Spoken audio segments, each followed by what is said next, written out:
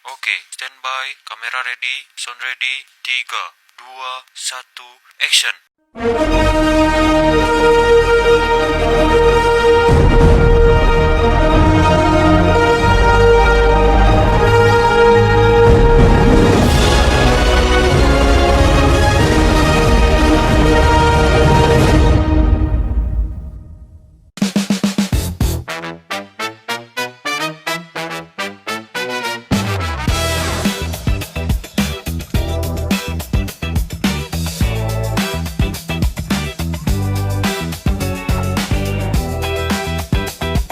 Assalamualaikum warahmatullahi wabarakatuh. Perkenalkan, kami mahasiswa Universitas Syahsi Madani dari kelompok 4 mata kuliah Manajemen Bisnis Proses. Di sini kami akan mewawancarai salah satu karyawan yang bekerja di usaha nail art yang bernama Els Beauty. Sebelum masuk ke sesi wawancara, izinkan kita perkenalkan terlebih dahulu. Perkenalkan, nama saya Raka. Saya Muhammad Iwan Fadilah. Saya Fikri Wahyudin. Oke, sebelum kita mulai sesi wawancaranya, mari kita intip tokonya terlebih dahulu. Jadi saat ini kita sedang berada di Tangerang City Mall, tempat di mana Els Beauty berada. Yuk, kita langsung lihat aja proses pelayanannya. Let's go. Ayo.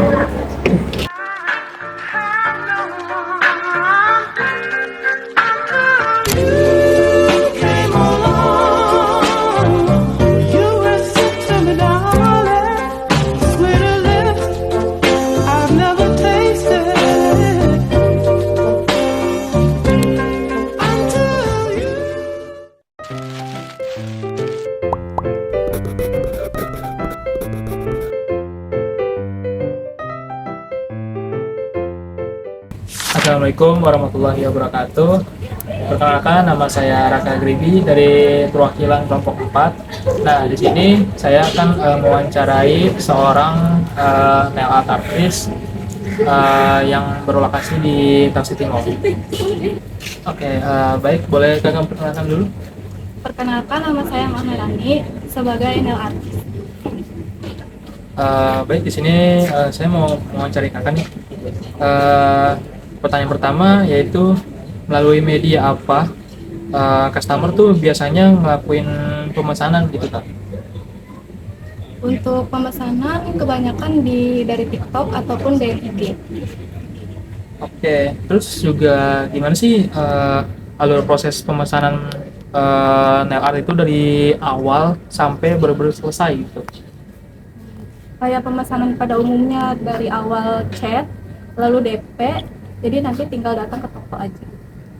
Oke, terus kira-kira nih siapa aja sih yang terlibat gitu dalam proses pemesanan? Terus juga apa tugasnya masing-masing gitu? Kalau untuk pemesanan lebih ditugaskan kepada admin, lalu untuk desain yang diperlukan itu nanti dikonfirmasi lagi ke stylist. Oke, terus juga gimana sih caranya ngecek stok gitu sebelum pesanan itu diproses gitu? Ditanya dulu ke stylist apakah warna tersebut tersedia atau tidak. Jika tidak tersedia, kita akan konfirmasi lagi ke admin. Oke, tadi kan kakak menjelaskan itu pemesanan secara online ya. Nah, kalau misalnya pemesanan secara datang langsung ke toko itu gimana? Kalau untuk datang ke toko, pertama ditanya dulu ada slot atau enggak. Kalau ada slotnya, jadi lanjut langsung untuk tanya desain yang dipengen sama customer-nya. Setelah itu pilih warna, lalu kita lanjut untuk treatment.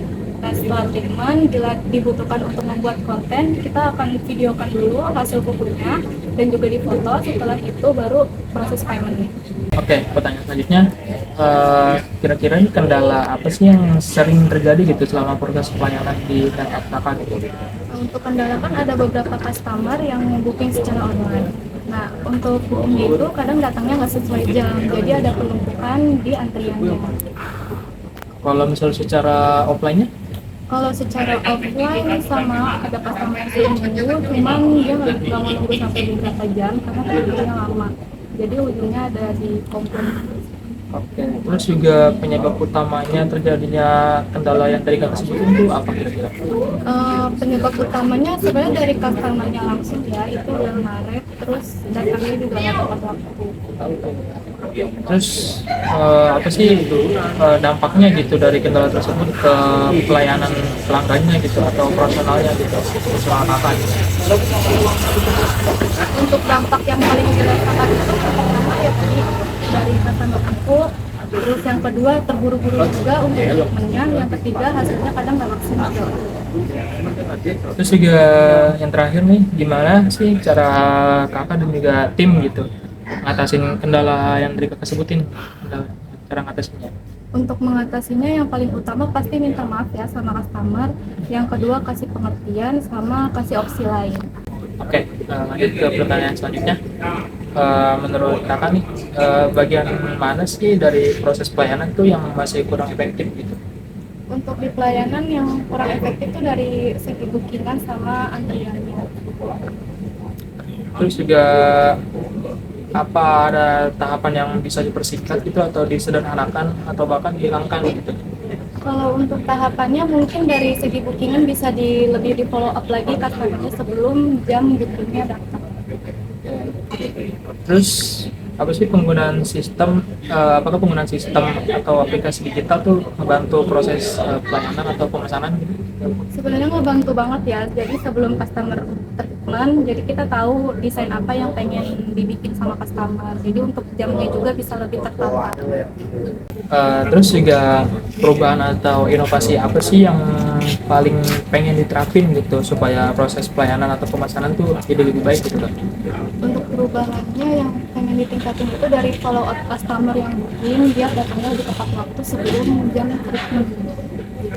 Terus juga apa harapan atau rekomendasi nih supaya proses pelayanan atau pemesanan tuh jadi lebih cepat, efisien, terus juga bisa ngasih kepuasan ke pelanggan gitu.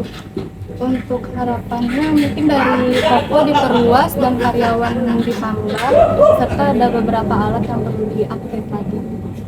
Oke, sekian. Mungkin saya ucapkan terima kasih kepada Kak Marani yang udah bersedia saya wawancarai terkait proses di tempat kakak. Gitu. Oke, sekian wawancara saya terhadap salah satu karyawan LR. Kurang lebihnya mohon maaf. Wassalamualaikum warahmatullahi wabarakatuh.